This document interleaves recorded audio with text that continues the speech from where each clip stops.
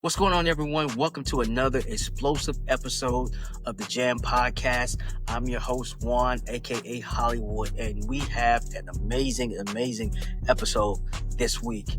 This week, we're talking about why should I get married? There's been a lot of questions, a lot of discussions across the globe about why are people not getting married as often as it was back in times, in earlier years. So we had on 3 couples along with a relationship expert. And let me tell you guys, this episode by far is one of the best episodes in which we have recorded to date. It's so good, it's so fire that I had to break it up into 2 episodes. So it's a part 1 and it's a part 2. Make sure you listen to both. The couples in this interview are dropping some gems. They're keeping it 100% real. They're being very transparent. All the stuff that we do here on the Jam Podcast. So I don't want to hold you guys up any longer. I hope you enjoy this episode. And always remember, stay fit, fix your finances, and keep the faith. We'll holler at you. Phenomenal show today. As you can see, we have multiple guests today. But we're not going to get into that right away. I want to say what's up to the cast of the Gym Session. Myself, Juan, D-Train, Hathaway, my buddy, Jonathan Mack, McKenzie, and our buddy, Mo. He's out today with a cheer camp, so he may or may not be able to dive in. But we have an awesome show lined up. Mac, we had a phenomenal feedback regarding the haters episode, man. So what do you think about that? I think it was needed and necessary, man, because, like I said before, man, some people aren't aware that they're haters, man. So I think that last episode dropped a lot of good nuggets, man, to wake people up. And I like the feedback, man, definitely. Yeah, we appreciate all you guys giving us feedback. That's what we're looking for. And that's why we are pushing out this episode that we have today. Today is a special episode. We have a lot of guests on. As you can see, we have 3 couples and a Mac. I'll let you introduce her. Let's go ahead. Okay, I got it. What's her name? All right, so today joining us, we got in the world of mental health and relationship, we got Kyla Alexander. Kyla is a wife, a mother, and CEO of Infinite.solutions Counseling. As a licensed marriage and family therapist with a master's in marriage and family therapy, she specializes in anxiety, depression, and infidelity. Her work is all about helping individual couples develop healthy coping strategies, identify supportive resources, break free from toxic relationship patterns. Beyond the therapy room, Kyla is also about family, culture, and growth. She takes pride in her U.S. Virgin Islands roots, loves gardening, and believes in a home-cooked meal made with love is one of life's greatest joys. So if you've ever wondered why should I get married or how do I build a relationship that lasts, this episode is definitely for you. Get ready for powerful insights of real talk, expert advice from Kyla Alexander, and welcome to the show. Kyla, welcome to the show. How would you like anything you want to say to the audience before we get started today? I'm just excited to have conversations with everyone that's involved. I was looking forward. I have to be honest. I was looking forward to hearing the insight and perspective from the couples. More specifically, when you guys shared with me that you were going to have couples on the episode, I was super excited. I'm just ready to just have a good conversation. Mac, look, if I didn't know who you were, you'd be the first person, because Mackenzie hyped you up so much. He's like, you got to call her. I was like, all right. I was like, let me hit her up. So we really appreciate you coming on. And like you said, we hope this show is going to be dynamic. Do your thing on this show for the audience today. All right. Thank you. Awesome. So now here's the special part. Before we get into these questions, we're going to go around and meet the couples. We're going to introduce all the couples. So we're going to start from the top, the way down, and all the way back to my right. So at the top of the screen, we have the awesome Mr. Wardell and Dominique. Awesome. Go ahead and introduce yourself. Just tell a little bit about you, about your family, things like that. About 1 minute. About a minute. Oh man, I could go on for about 20. But no, man. Hey, Juan, appreciate you, man. Appreciate you. Man, sending us this invite. Like you said, my name is Wardell. My wife Dominique. We've been married for 14 years. Well, it'll be 14 years in August. Right. We got 3 kids, keep us busy, 100% on the road all the time. They love sports. We love sports. Dominique, she's she's the rock of the house. She allows me to, do what I need to do to make sure everybody is taken care of. We we're excited to actually talk today. So man, appreciate this invite. Next couple is a guy that I love dearly. He's super great person, man. I can go on and on about bragging about this individual, but we only have an hour, and I don't want to take up too much time bragging about him. But he's an awesome guy, man. We've known him. I've known him for at least 12, 13 plus years. We played high school ball together. Just an overall great human being. We have Aaron and Emily Wells. I'm gonna have them introduce themselves. Hey guys, I'm Aaron. It's my wife Emily. Like Wardell said, been married 19 years. Well, 18, but coming up 19 in October. Like the Allslips, we have 3 kids involved, with sports and all the other things.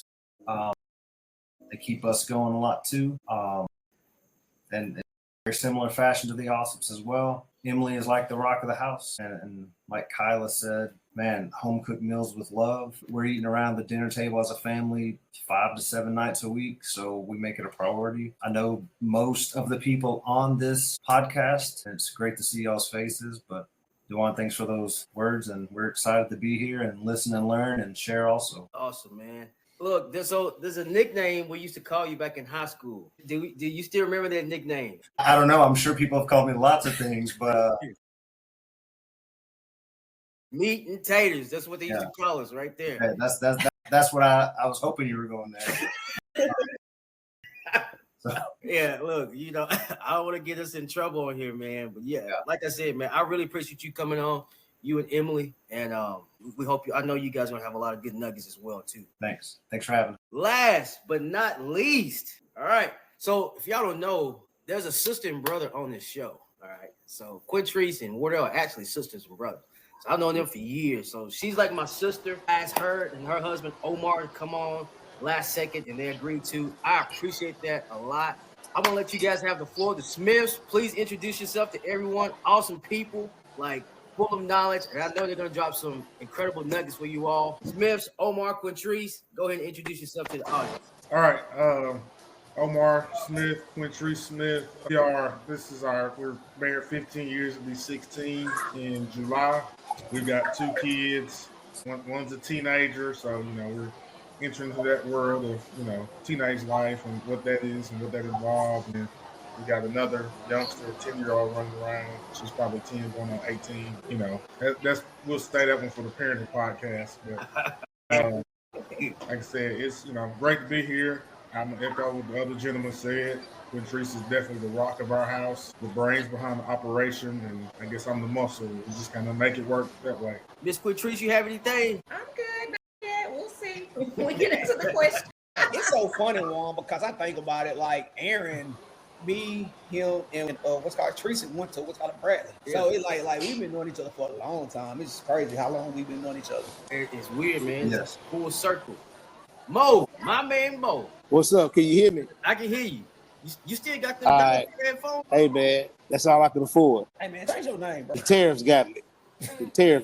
Man, yeah, I'm doing good, man. I'm sitting out here at a cheer event. As we've gotten older, we all have children, and this has become a big part of my life, man, the last probably 4 or 5 years. I'm running around supporting my daughter with these cheer events. Now, I love her and support her, but she's going to have to pick up a job for some of this because it's so expensive. I've been out here all look at my face, all day long, and they're not done yet. But that's part of it. When you love your kids, you make those sacrifices. You sit out here with them in the cold, hungry, whatever they need, you're going to take care of it. But yeah, I'm doing well, man. I'm doing well. I'm glad to join the podcast and look forward to an interesting conversation. Mo, now you and Mac are married as well too. So how long you been married? Man, I you know what? I done made it. I think it's 11 years this year. I think it was 11. It was 11 years January. So, which, believe it or not, man, you know what I mean. It's marriage is one of those things. It's a lot of give and take, and a lot of trial and error, especially if you've never been married before, or you don't have or you didn't. Me personally didn't have the best examples of what marriage looked like. So, doing it, I think finding a niche, what works for my family may not necessarily work for your family. So just keep that in mind as we get to the conversation. But yeah, I made it 11 years, bro. Okay. Mac, how many years you been married? Yeah, this month, we going to be at 12 years, bro. Yeah, man. That's my sugar foot, bro. One day I'm gonna get on him, man. And then y'all have what, 4 kids, right? Yeah, bro. We got a squad, bro. 4. Kyla, are you married as well? I am the newbie compared to you guys. So we've only been married for about 3 years. So, and we have 2 kids. Okay. So I'm the only one on here not married. Dang. Okay. So now the reason why I'm asking, combined, all of you guys combined, that we're getting 75 years of experience combined, along with 8, 9, 10, 15 kids. You guys are gonna get 75 years of wisdom regarding marriage from the cast that we have today, 16 kids that they have combined. So we're gonna get right into this. All right. So I want to give some statistics before we begin. And I pulled these from online from various resources, but it says that 40 to 50% of marriages in the U.S.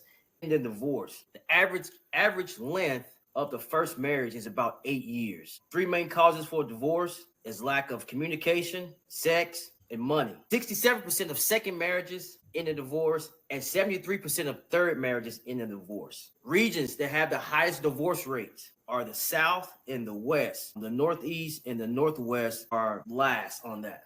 There was a study done by Dr. George C. Fraser, and he did this study on marriages, and he was specifically talking about like African American marriages. But he was saying that when you compare marriages to household incomes, he rated them by cultures, and he was saying that the highest culture is the Indian culture, people of the Indian ethnicity. I hope I'm saying it right. But their average household income is $104,000 a year, but their marriage rate is also at 94% marriage rate. Second was Chinese. Their household income is $110,000 per year. They have a 70% marriage rate. Third is Caucasian. 88%, 88,000 is the median household income with 50% marriage rate, followed by Hispanics, $61,000 per year with a 70% marriage rate. And last is the African American. We average at $55,000 as an average household income with 34% marriage rate. That's a lot of negativity. So with hearing that, we're about to start these questions. The first question is, hearing all that negativity that you hear about marriage, all right, obviously you guys have made it past that 8-year mark. You don't meet what the statistics say. So this brings me to my question. Why should I get married? I don't care who starts first. Let's roll with it. I jumped out there because I got the most. It's gonna get louder here in a minute, so I'll jump off first in case I have to jump.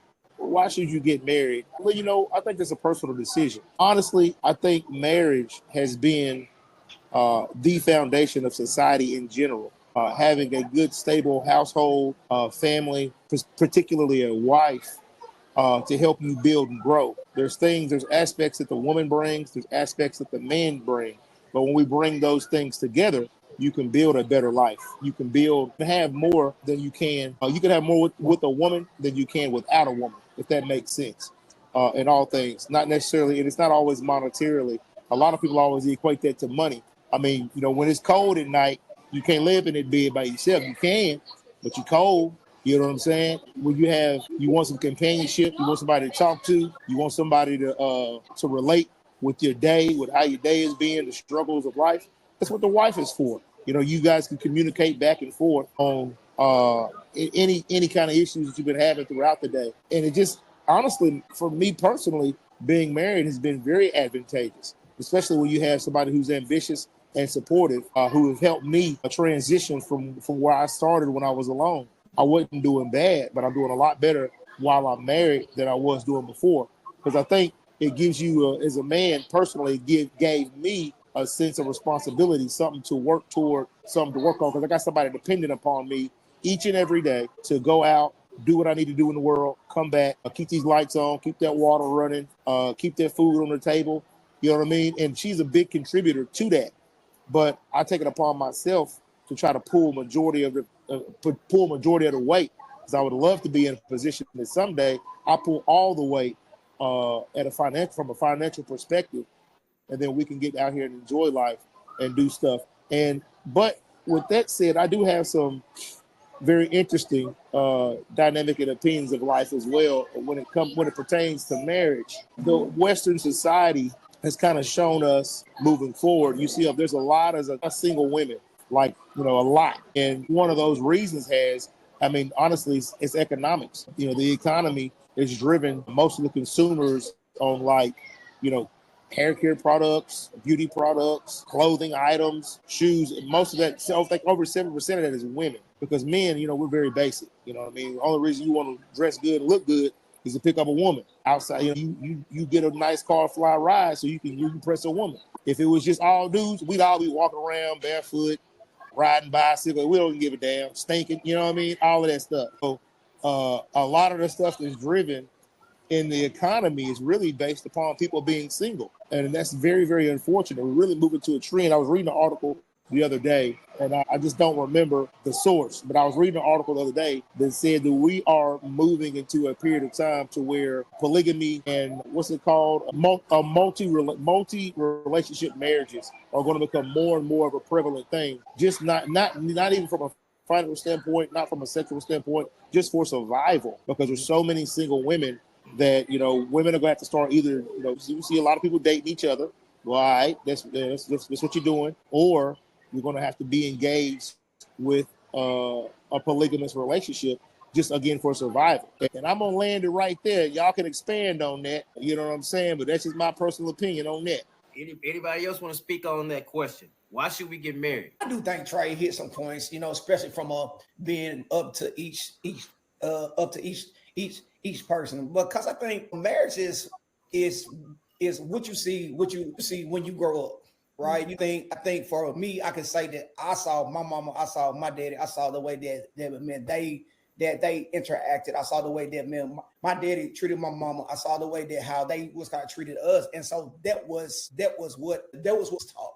That was what we saw. So like for me, I say that I got married because my wife reminds me a bunch of her, and so like she does the thing. She's the reason, the voice, a run, amen, a bunch of things. I think the choice to get married is all about where do you see yourself in life? Like what do you want to do? What do, like me? I thought I would be the last one out of all our friends to actually get married, because I'm just so ambitious about growing my career. Like I was on a fast track, moving, and man, marriage wasn't in the picture at the time. And so like when we met and we started dating and we started talking, and she, like Trey said, those was called, man, characteristics to, it didn't matter where we slept at, what we rode in, where we went and ate, whatever. It was like she was trying to help build me to get to where I was at. And it was like, that's the type of person you want, right? And so I think it's all about what you see when you grew up. Just like you, Warren, you saw, man, your parents, right? You saw, you know, your mom did the way that they treated y'all, the way that they treated us, right? I mean, you and Trey came over to the house, and it was, the rules were the rules, right? And so I think like for me, that was the thing when that right person came, and that right person was who I needed to be with. That's when I started to really think about marriage, honestly. Wells family. You got any thoughts first? Okay. Just kind of hitting off what they said to a degree. I didn't have a good example growing up. My dad rolled out when I was 10. And so I looked to friends' parents. How did they treat each other? And that's kind of what I wanted to emulate. I tried to be a good person growing up in high school. I tried to be nice to people, etc. And even after high school, I tried to be a good person, quote unquote. But I'm a significantly better human being now after being married for over 18 years because of my wife here. You don't realize the selfish tendencies that you have as a single person, even though you try to be a good person. God showed me like how selfish I was through being married. And so if you tell single people that, it might scare them off, honestly. But I can say on the flip side, this far in, I wouldn't trade it for anything, because I don't want to grow up and be a selfish person. I want to live, for her, for my kids, kind of like what Trey was saying earlier. But, obviously I benefit from that as well. But I think getting married can make you into much better person than you even are single. So those are my 2 cents. We kind of talked about this earlier. I think when you're thinking about getting married, that's going to be your team for your life. So do you want that person to be your teammate forever? Like they're there with you through everything. Do you want them there? Can you see that? Yeah. Awesome. That's awesome.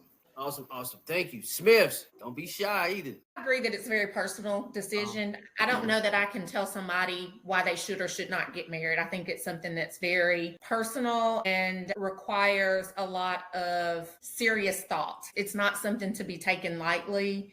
And it's okay if you don't want to be married. I think if you know you don't want to be married, you probably shouldn't get married, and that's okay. Because as Aaron said, there is a lot of sometimes having to put yourself aside for your spouse, for your children if you have children, maybe even sometimes extended family, whether it be your spouse's parents or aunts, uncle, and as Emily said, it's your team, and that team sometimes and should go beyond just that immediate nuclear family, because you do have to be willing to support each other and sometimes support outside of just your immediate family. You don't get the luxury of just saying, well, this is just what I want, or this is just what my family of 4 wants at the expense of everybody else.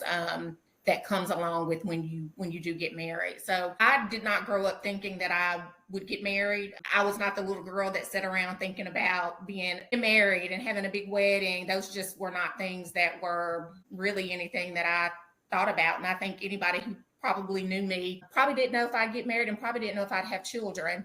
And so those are very, very, like I said, personal decisions. You do have to be open to changing your mind. And as has been said, I think when you meet the right person, it doesn't take you long to realize that maybe beliefs that you had before regarding children or marriage, it can change. And I've always said, when somebody asks you to marry them, if you are not willing to go get married the next day, because at that point, if you're at the point of, do you want to marry me? And you say yes, you should be ready and willing to go get married the next day, because what are you waiting on? And so if you have some of that hesitation, that may be a sign too that maybe, if you have to have 10-year engagement, that may not be the person for your team, as Emily said. Yeah, I agree. I think, thinking about the question, why should I get married? Like she said, my answer would be,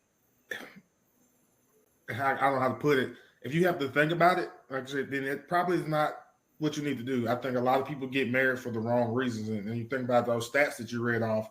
And I think a lot of that is because people have this false idea of what marriage is. They think it's, sex every day. They think it's, just a lot of things that people think. And you have to realize that you're with a whole nother person who has their own thoughts, their own beliefs, their own feelings. And, so you have to be willing to sacrifice of yourself. And I think a lot of people aren't. And they just, I think a lot of people get married and they think of themselves when they're getting married. No, that's all great feedback that you guys gave. Anybody else want to chime in on that before I shoot to the second question? I would touch on what Omar said, because I think that opens up probably some more conversation. Like, I think people get married for the wedding, right? And so you don't realize, like, after that wedding, it's work. Like it is work, because people change daily, year after year. And if, like, you're not willing to put that work in, like you will grow apart. And so, like, I think, like Omar said, man, I think it's like people get married for the wrong reasons. They get married for the flowers and this and this and that. And it's like, those are the good days. What about the rainy days? What about the storms? What about is this your person that you can go through, heaven and hell with? Right, because you're gonna have those days where everything ain't, what I'm saying, and sunshine and then flowers. And then when those days hit, are they gonna be there to, like, just like Aaron said, push you to get out of that rut, right? So I think like marriage, like Teresa and Omar said, I cannot tell somebody why. I can only tell them my point of why I got married, but it might not be yours, right? So I think it is a bunch of real soul searching about not being about you. You know what I mean? Because we all go through this life when we're single and it's all about us. What I want to do, this, that. Whenever you say I want to marry somebody, it's not me, it's we. You know what I'm saying? So that's all. Yeah. That's awesome. Kyla. You'll get it right. I got it. Hearing all that, and in your profession, you deal with a lot of couples. Like, what are some of the most common issues that you see when people come into your office? And then what is some of the feedback that you tend to provide? So I want to say this, preface my response with saying this. So I think the percentage of couples that come into my office seeking particular services is based on my specialty, right? So I tend to specialize in communication, infidelity, that sort of stuff. So it's not to say that other issues aren't happening at a higher degree. It just means that those set of individuals coming to seek my support, if that makes sense. What I would say is that communication is definitely at the top.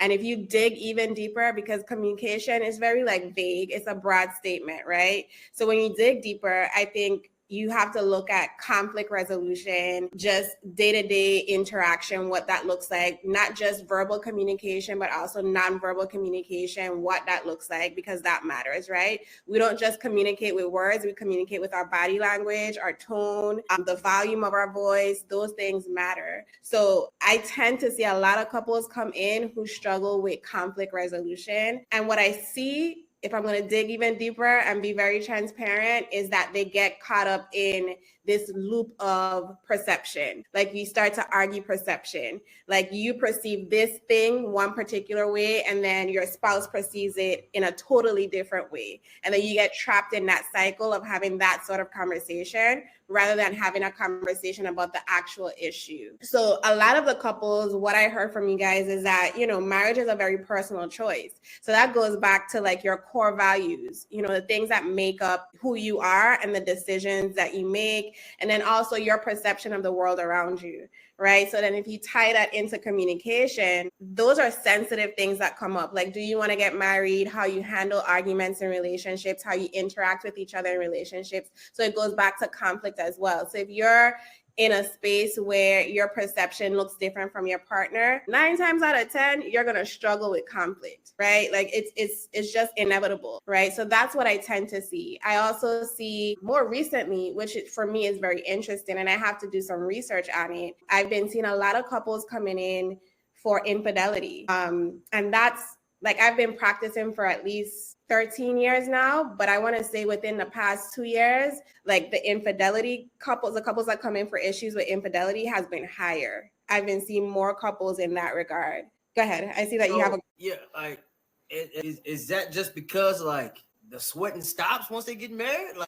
To be honest, I think, how do I want to say this? I'm going to try to say this in the best way possible. I think the infidelity is, I always look at it as a tree. So at the top of the tree, you see the leaves, the branches, and then beneath is the root. Infidelity is like the leaves, right? The symptoms, right? And then the root is the real issue. So the root can look like poor communication, not spending enough time pouring into your relationship, maybe a breakdown in how the household is running. And then you start to see these little symptoms that show up and pop up little by little. And then you get to the leaves. And then sometimes the infidelity is a symptom of what's really happening beneath, if that makes sense. Does that make sense to everyone? I get that. Yeah. So I guess this kind of leads me, because I heard each couple say this. It was 2 things. That's what I was writing down. Is one thing that each of you mentioned was that having an example or not having an example of what a good marriage looks like. Like that obviously played a part of how you kind of run your marriage now, your viewpoints on how a marriage should look. The one that stood out to me the most is every single person said that person that you with felt like the right person. How did you know that was the right person? Because I hear that a lot. I think one is just really, I think you gotta open up oneself to really be, I don't want to say vulnerable, but I think that's a piece of it, right? Because if both of y'all are here like this, just been what's called hard as a rock, you can't get to know that person for them, right? I think one of the things Kyla said to me was the perception. People like to put up this persona of something, and that's not what they are. So I think when you break that down, and man, you can get to know that person at the root. That's the only way I think that you can really know if this person is for me, right? Because they might be good. Like you might be a what's called a great person, and I get to know you. I'm like, we're just better off as friends, or you know what I mean. Or when I get to know you and everything and then we both got the same type of this is for me, then I think what I mean? Like That's how I was, man. I think for me, I was so like, I don't know how you say it. I protected myself, right? I never wanted myself to get hurt. So I never gave anybody really everything to me. I gave them pieces, this and that. Just enough, right? And man, I think after my mom passed, and man, like you really think like I don't want to die by myself. You know what I'm saying? Like I don't want to be alone. And so like then, you know, my sister got married, a couple of my cousins got married, and you know, that's what and I was like, you were taught and brought up to be somebody who's gonna love somebody, raise kids, have a nice family. And so like I had to unguard myself. And man, once I did that, like man, a bunch of things didn't matter to me from, like you said, man, perception of who this was kind of woman was. I had to get to know the core. Like once you get to know the core, I think that's how you make that choice if she's for me or if he's for me. I had several relationships before that taught me what I did not want in somebody. And so when I met Omar, he embodied a lot of the things that those previous relationships lacked. And so that gave me clarity of this is the person for me. We were also older, you know, even though we've been married 15 years, almost 16, and I know we probably look like 20-year-olds, but we were in our late 20s when we got married. And so I think the level of maturity that we brought to the relationship, it looked different. It looked different than relationships I'd been in previously. And I think Omar would probably say the same. So I think at that time in our life, we were ready, able, and willing to be very transparent, very vocal about what it was that we wanted in relationships so that we were not wasting each other's time. You know, I asked Omar some very candid questions about his intentions and I think it probably took him off guard a bit because he probably had never had anybody be so intentional and so straightforward. But I was at the age where, you know, I really didn't want to be wasting my time and I didn't want to be wasting his time either. And like I said, from previous relationships, I knew what I did not want. And so there was no reason to be shy about what I didn't want. And so then having the opportunity to have those very candid conversations, I think allowed us to really get to know each other in a way that made us feel comfortable that we were the one for each other. You have that initial feeling of, oh, this is fun, this is exciting, I think this person is the one. But then just going deeper and having some deeper conversations allowed us to really feel like, okay, yes, this person is the one. I can think of two specific, I don't want to call them incidents. So we were dating, and I mean, it was very, very early. And I was coaching football, and those of you who know me, I'm not a football coach. I'm a basketball coach, but I got roped into coaching football, and I was coaching at this middle school, and we were awful. We had a game one night. We were about 45 minutes away, and we were talking. And she said, well, I'm going to come to the game. And I was like, no, we're going to get beat by 50. Like, don't come to this game. She was like, no, I want to come watch you coach. And she got in the car. I mean, she worked all day, and she came and she watched. And that was the first thing. And I was like, okay, this, you know, we're talking about people being selfish or being selfless. And that was very selfless of her to do that. And then there was another instance where we were, you know, looking at some of my finances and some other things. And there were some things there that probably should have been red flags that she said, okay, we can work through this together. And it was, you know, she was very intentional about we can work through this together. And it was something that she didn't have to do and she didn't have to deal with, but she put her pride to the side and put herself to the side to say, I'm going to help this person and we're going to get through this together. And so it was at that point that I knew, like, this is the person that I want to be with for the rest of my life, because if she can look at my flaws, not look past them, because I mean, we all have flaws, but say, all right, we can work through this and we can fix these things and go forward and be happy and prosperous. And so, you know, that was the two things that were very big to me. What was one of the? I'm curious about one of the questions she asked you. No, we ain't doing that. I mean, I'll ask, like I said, we were older when we started dating. I think I was, 27, 28? Yeah. How was I when we got, I don't know. Anyway, 27, 28. Yeah, I was 29 when we got married. You were 28. Yes. So we got married in 2009 and we started dating in 2007. So we dated for about a year and a half before we got married. And a lot of that was really just him being a teacher. So we wanted a summer wedding. You don't have to worry about time off and things of that nature. But one of the questions that I did ask him when we first started dating was, what are your intentions? Do you just want to have sex with me? If that's what you want, just say that. For all you know, maybe I just want to have sex. So, you know, why would we be lying to each other about if that is our intent? And I think that it caught him off guard because nobody had ever been that just straightforward. But like I said, we were at the age where, you know, we're past playing the games. You know, if you don't want to be married and you're not looking for a wife and you just want to have a good time, just say that, you know, be honest. Maybe I'm just looking for a good time too. And if I'm not, and then you tell me the truth, then, you know, we can go our separate ways. So I think that just for him was like, oh, she's serious. And not only is she serious, but she's okay to kind of say what she's thinking as well, being forthcoming. And I think sorry, not to cut you. Was I cutting someone off? Well, I think to your point, when I hear you say that, even when you mentioned it previously, it just sounds like dating with a purpose, dating with intention, right? Like, and I think that makes all the difference because it eliminates all that like unnecessary stuff that's involved with dating. Like if you know that this is where you're headed and this is what you want, then you ask the right question. You ask those questions intentionally just so that you can communicate not only what you want, but also check in, like read the room, temperature check, right? And I think that's beautiful. And I think sometimes, you know, or not often enough, you know, people don't do that often. You know what I mean? Like people just date to date nowadays. And I think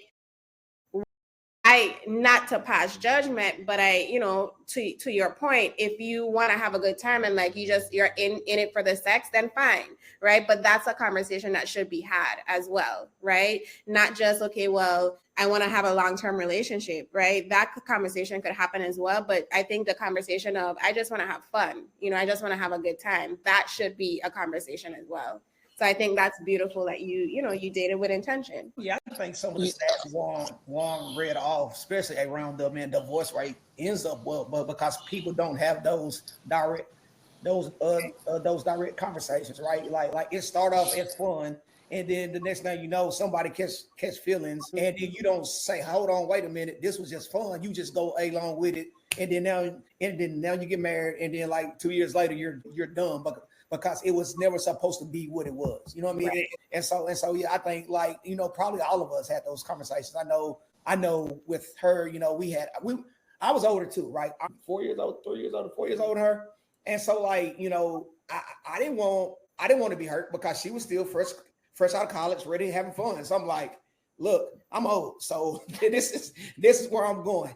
And man, if it's just fun, it's fun. If it's not, it's not. If it's nothing, then it is what it is, right? So I think yeah, like I think one thing my sister said was being older probably had more insight into what you really wanted, right? Because we had already played those games. You know, we been to college, had fun, whatever the case may be. So it's like now I'm not just dating to date, like just like you said, I'm dating with a purpose. And so I think once you get to that point, I think you really figure it out as well. Yeah, hold on. Hey, let me jump in. Hey, what everybody's saying, that's real cute, guys. All them storybook answers and all of it. Let's just keep it 100. I am somebody in my younger years. I wore my heart on my sleeve. Anything let me touch them, I was in love. But as hold on.